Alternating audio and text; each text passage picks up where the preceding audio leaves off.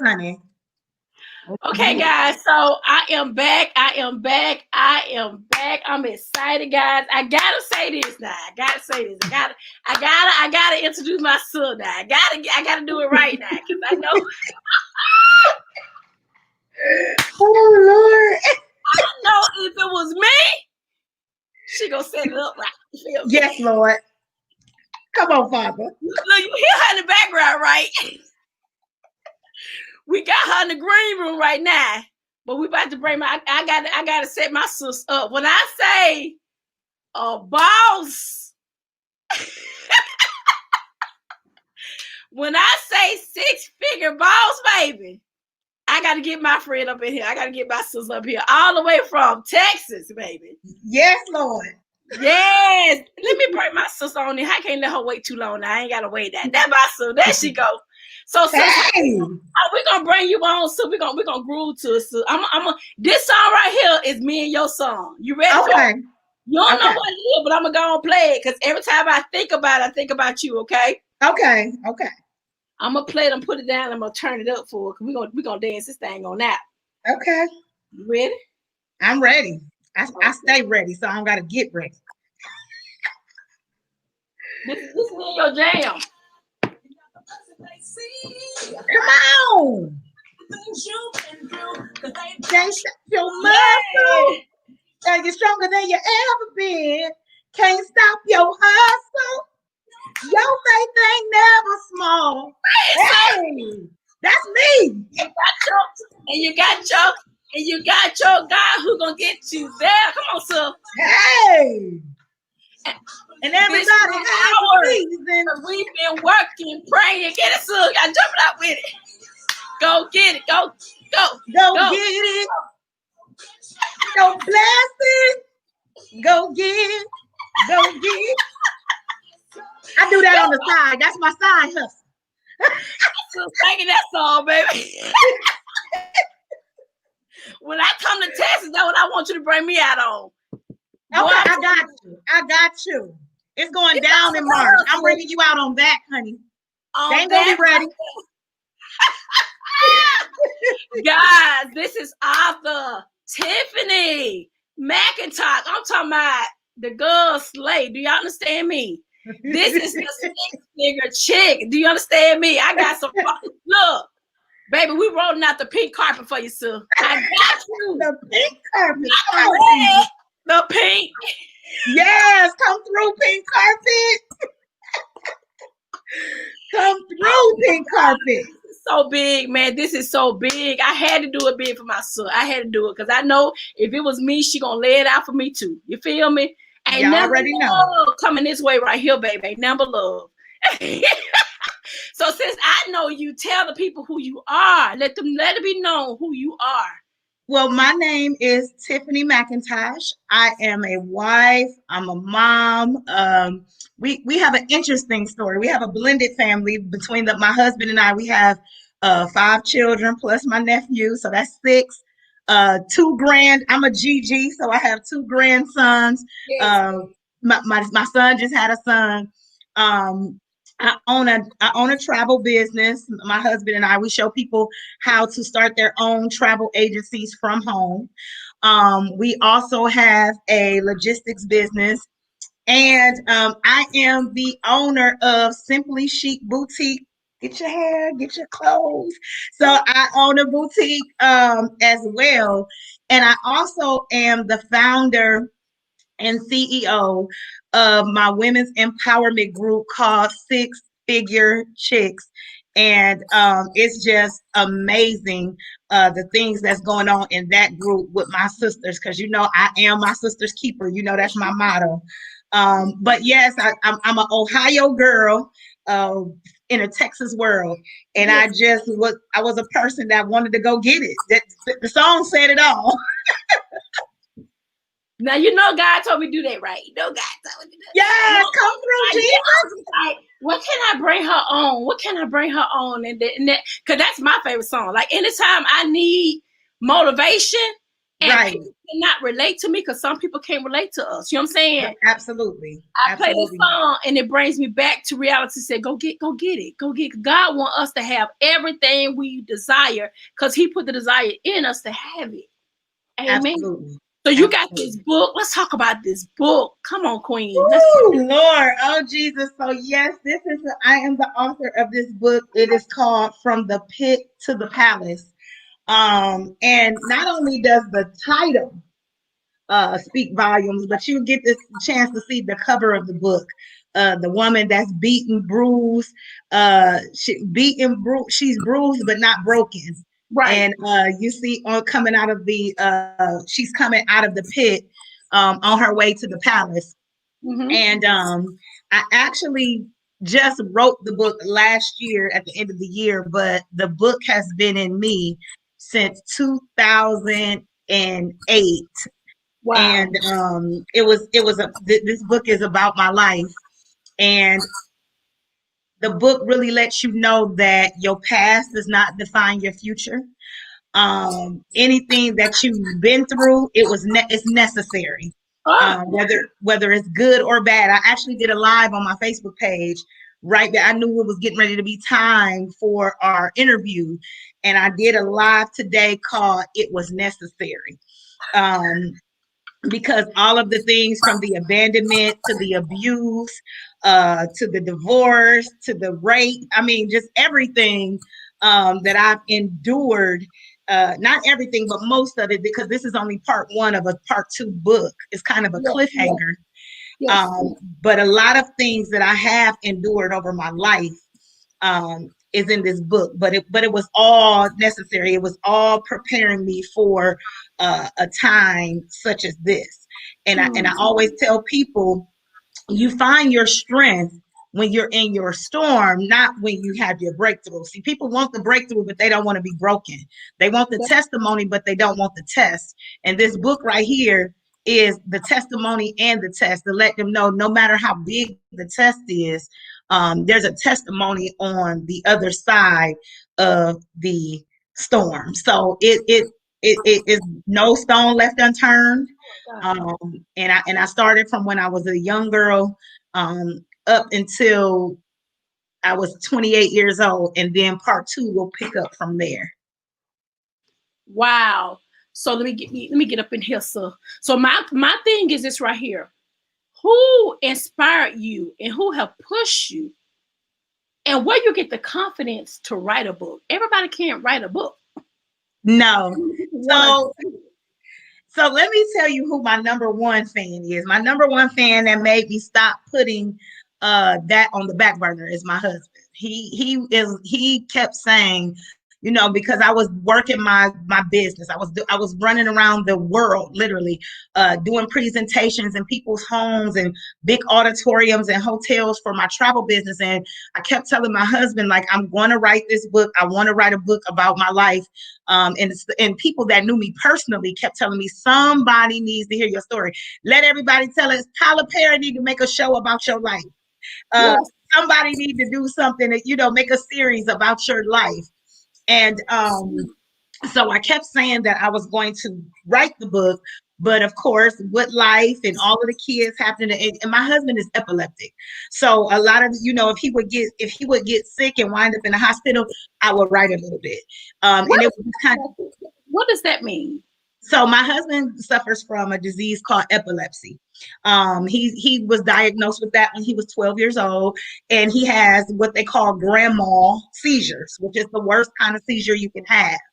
And they don't know why. They can't figure it out, and that was the reason why he went and worked in the medical field, because he's like, look, if they can't figure out what's wrong with me, I want to figure out what's wrong with me. So at any given time, we could be talking, and this happened like a little bit before we even went on our trip.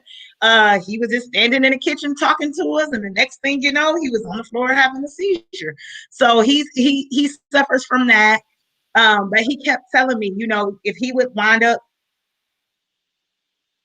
sick or something, like, time is now. Stop putting off what God told you to do. Out here just trying to, do business. I want you to write your book. And I made him a promise. And one thing I don't do is make promises and don't keep them because I know how that feels. So I made him a promise. I said, before the new year, before this year, 2020, the Right. book would be finished. And one day I just was like, you know what? I'm doing it. I just leap of faith and said, I'm doing it. And what I put off for, this is why I tell people never put stuff off. What I put off for almost a decade, well, it was a decade. What I put off for over a decade actually only took me 3 days to write the book. Wow. 3 days. 3 days, 72 hours. So it only took me really 3 days to write this book. I mean, but the thing about it is, even though it took me 3 days, it took me 3 weeks to recover. Wow. Because when you write about your life and things that you've endured, you have to relive that. It pulls from you. I tell people all the time, me mentoring and coaching people, I tell them all the time, when you're doing what God is in anything that you do, Tiffany, that God calls you to do, it's gonna pull from you. It's gonna pull in. And it's not, it's just that, and then you have to recover. Like when you say, okay, well, I rested for 3 weeks, or it kind of took me back 3 weeks because you had to release that stuff off of you. You had to relive that stuff, writing it. Yeah. And just you did it in 3 days, I'd be like going crazy because I know you went through a lot growing up. You know what I'm saying? I did. My God. So to do it in 3 days and then have to rest 3 weeks, it's all because of the mindset. You got to be able to release that stuff. So I thank God for that, man. Oh my God. So let's talk about this travel business while we got you on here. Let's talk about the travel business. So that's how I became the 6-figure chick. I got the ring to prove it. So I've been in the travel realm because I love to travel the world. I've been traveling a long time, but never got compensated for it. So I was in another travel business about seven years ago. And then the travel business that I'm in right now, I got contacted by a young lady who I've done business with prior. And she was like, my mentor is getting ready to launch a travel business. And I know you would be great for it because I already was traveling the world. And she said, I just want you to take a look at it. And I'm a numbers person. So I was like, okay. I'm like, does it make sense for me to pay full price or does it make sense for me to travel like an insider? And so my husband and I, we launched our business on 6/16/2016. And I've been in the travel business ever since. I have a team right now, close to 7,000 agents in about 5 different countries.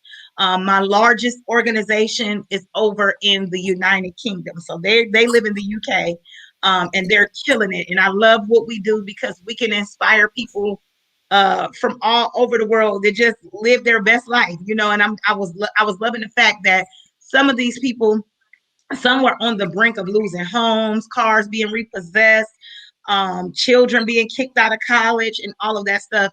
And we were able to, just empower them to be the best person that they can be, show them the business model, and they're able to do it from home. So some moms will stay at home. Moms was like, look, I just want a side income to help out my husband a little bit because he's the one that's doing all the working. And then they were turned around and was able to retire their husband. So, it has been a journey for me and my family. That's how we wound up in Texas because it was just like one of the major markets, and we were able to move our family from Ohio, where it had got really bad where we're from, and just to move to this beautiful state of Texas, built a home for our children, and now we on to whatever God got next for us. We loving our travel business, and the money from our travel business was able to fund our traditional businesses. So that is why I love the travel world. So let's talk about this book. So where can they get a copy of your book? So you can get this book on Amazon, and they can also get it off of my website. They can get it off my website. They can contact me directly and get the book because, if they order it from Amazon, of course, I can't John Hancock it. But if they order it from my website, I can sign it and put some little cute stuff in there for them. And a lot of times, long as my orders come in before 3 p.m., I'm usually good about sending it out the very same day. Oh, that's good. That's real good. Okay, great. So this is my deal. What can you tell an aspired author who wants to write a book? What kind of advice can you give them? So I tell them, you can always write things down. Always keep a journal with you. Keep a journal with you. But of course, I did not John Hancock and write the write every word that's in this book. What I did, I actually bought a program, and the program can be downloaded on your laptop, and you just talk to the program. And you talk to the program, and the program does the typing for you. So I was in my room, I would be pet because, like I said, you relive all of that.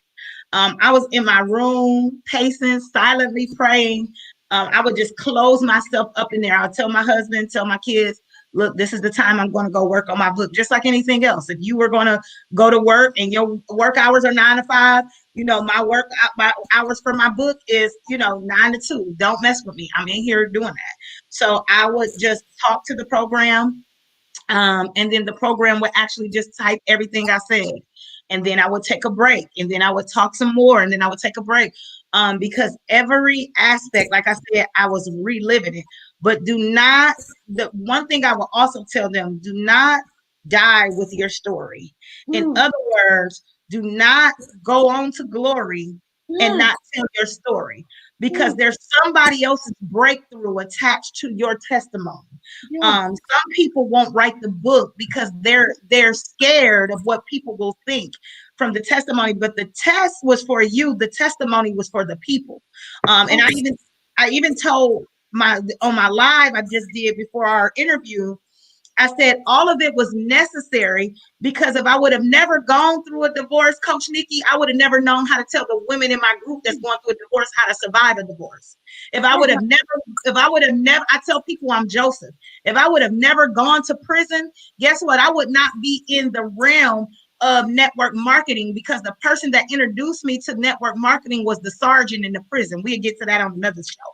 But if I would have never done what God intended me to do, nothing that I'm doing right now will be lined up. And a lot of people that want to write a book, you're holding up your future, because your current self won't write the story that somebody else needs to hear to get the breakthrough to get to their future. So you holding up somebody else's breakthrough by not being obedient and doing what God told you to do. Come on, God. And the thing about it, somebody else's breakthrough. That's why it's so important that you hear from God. It's so important to get into His presence, because He will tell you, write the book. I'll provide the people. I'll provide the money for you to publish a book. I'll provide the knowledge that you need to get it done. But that spirit of fear has taken over so many people. That spirit of fear is serious. Yeah, fear. And it's crazy, because fear will keep you from your blessing. I am an international motivational speaker, but fear kept me bound for 7 years. 7 completion. When my mentor told me fear is not even real, false evidence appearing real, it wasn't even real. When I got over that and got out of my way, I got in the way. And some people are in their own way, so they're not writing the book. See, God put it on my mind to where I couldn't shake it. I kept putting it on the back burner. He woke me up, and I just jumped out the bed and said, I'm doing it.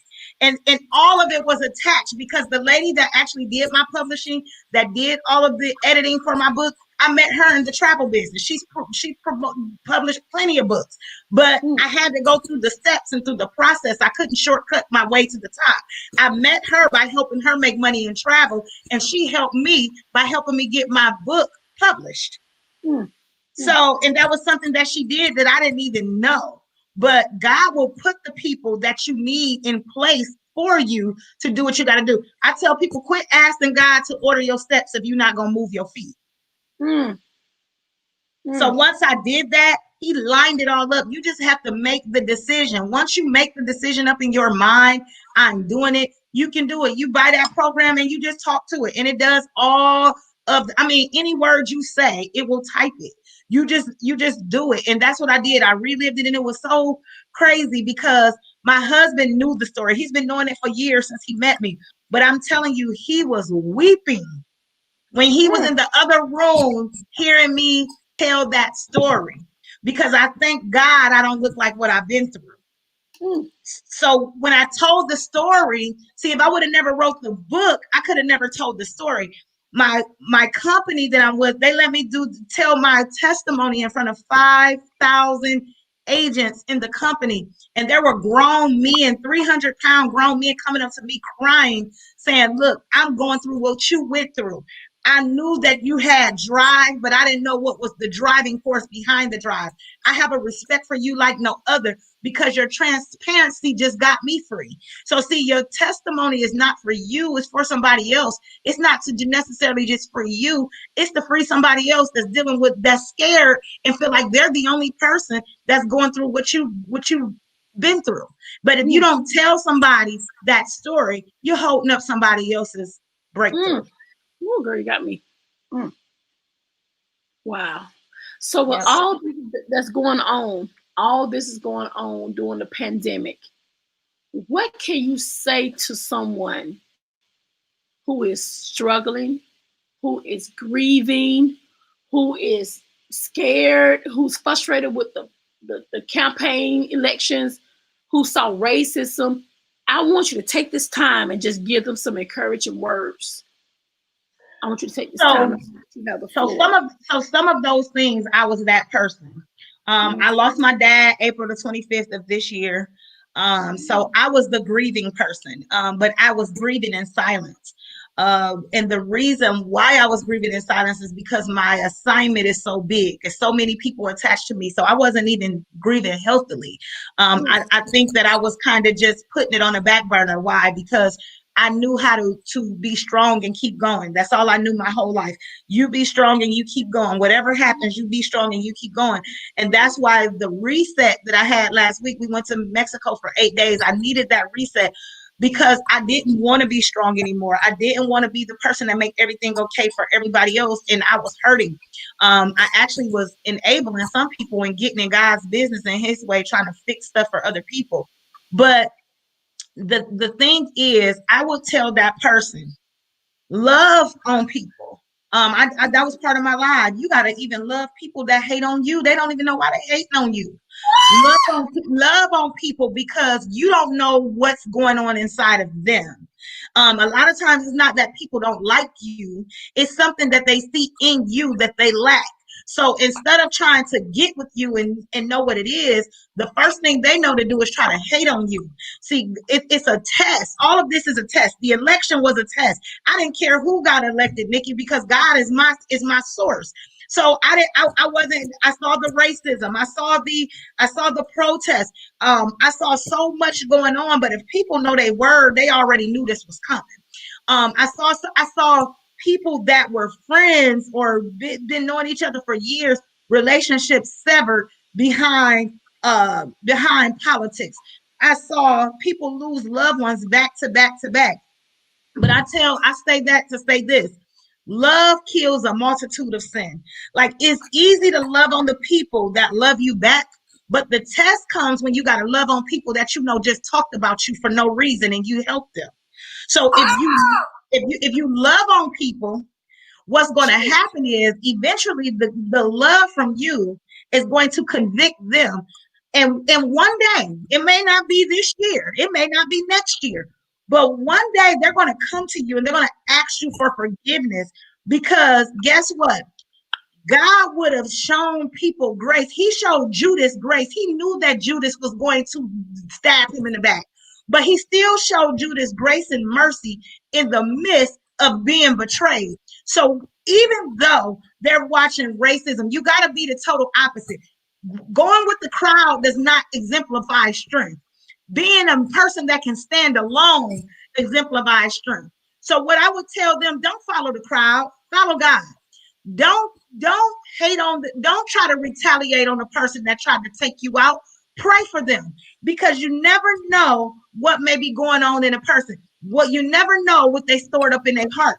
So every day, ask God to give you a clean heart, to clean your mind, and to ask him to give you the strength to show the people that may have even been racist towards you or that may have hated on you, give you the strength to be able to show them grace. Because guess what? As you show them grace, he shows you more grace. And if you do that, guess what? Not only is it showing that you have a heart just like God, it's showing that you have growth as an individual. Because in order to go to the next level, it's going to take a new version of you. And if the old you trying to go to the next level, you cannot operate how you did last year. You can't even operate how you did last month if you're going to another level and another realm in your life. So I would tell them, stay prayerful, stay in your Bible, stay around people that's positive, that can pour into you and not you just pour into them. Don't empty your cup, because guess what? That's when you get frustrated. But at the same time, stay prayerful and ask God for you in your heart not to hold any malice against anybody, not to hold any discord against anybody, and give you the strength to be that person that can love on a hater in the midst of them talking about you like a dog, and you might have just helped them last week. But it's okay. Love on them anyway. Get around some people that can pour into you and get some positivity into you, because with all of this hate and all of this stuff going on in the world, you have, whatever you feed grows. So if you feed positivity, positive things grow. If you feed love, guess what? More love happens, and love kills a multitude of sin. That's what I would tell you.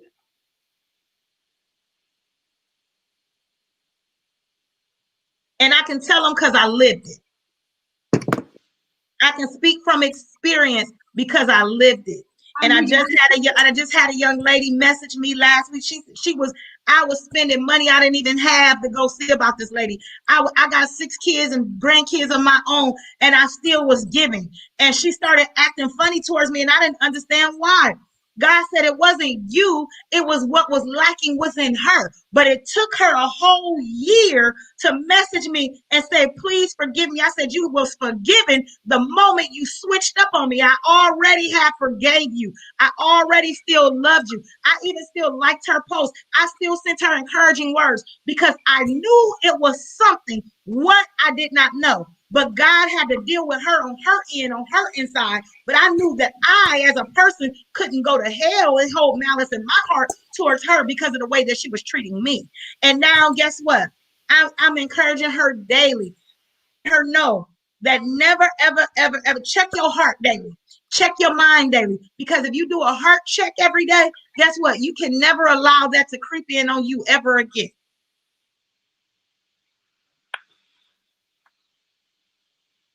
So, love people. Love on all people. Your supporters, your haters. Love on everybody. Tiffany, when I say this interview was for me, I am trying not to cry. It's okay to cry. It's cleansing for the soul. I cried for 8 days, boo. I was in Mexico just crying and smiling and crying and smiling. Very bipolar. But it was necessary. And somebody just told me that last night. She's a bishop. And she told me, she said, I got to learn to get to where you are. I got to learn to get to where you are. And it was learned behavior, because the old me would have been ready to fight. And why am I fighting you for how you feel? How you feel about me is none of my business, especially if I know I was nothing but good to you. So how you feel about me is none of my business. All I can do is still show you the same grace. I can still show you the same love, but the access will be different. You can't have the access to me, but I will show you the same love and same grace, just like Jesus did Judas. Because God told me before I even left for my trip, I'm getting ready to take you to another level. And the people that's on this level with you can't go. And see, I'm a lover of people, so that's hard for me. It's like having a death over and over and over when I have to let people go. And he said, it's not a bad thing to let people go. He said, even in the fall, the dead leaves fall off so that the new leaves can grow. You can't go to the next level and have the new leaves if you still hold on to the dead trees. And if you pray to be released from it, why are you hurting? And that's going to be the second part of this book, because I left it a cliffhanger on purpose. I left it a cliffhanger on purpose. They're going to want to know what happened in the courtroom. Did she go to, how long did she go to prison for? Why did she go? I went for loyalty. That's why loyalty is big to me. I went for loyalty. And guess what? I had to go. That was part of my journey. My journey was to go there so that I can meet you today. Because had I never went there, I would have been working a dead-end job, giving somebody else wealth. I would have knew nothing about being an entrepreneur, because the person that taught me about it was my sergeant in the prison. So if I would have never went there, I didn't know anybody that was doing that. The people I knew had 3, 4, 5 jobs and still broke. So nobody in my family that I was attached to, see, in order for me to elevate, he had to bring me down. That's why I said it was a humbling experience. I'm not moved by money. I'm not moved by titles. I'm not moved by things that the world is moved by. I'm moved by how you treat people. If your actions and your words don't line up, I'm not moved by you. I don't care if you apostle, evangelist, whoever. I'm not moved by that. I'm moved by how you treat people. And God, I had it all and I lost it all. But guess what? Nobody ever knew when I lost it, because I never changed. I always remained humble. I'm leaving you in this live. Okay. I'm leaving you. At 4 o'clock. Okay. Now I gotta pull myself together. Pull yourself together, and we're gonna talk after the live. It was necessary. Just know that everything that you're feeling right now is necessary. Everything that you're going through, well, whoever this individual or individuals are, because they're good for that too. They will recruit some people to dislike you that don't even know you, and you was putting them people life to bless them, so they missed their blessing because they hanging with Sally, Sue, and Josephine. I'm just saying. But anyway. It was necessary. I'm calling you at 4 o'clock. Call me at 4 o'clock. I love you. Love you too, sis. Bye.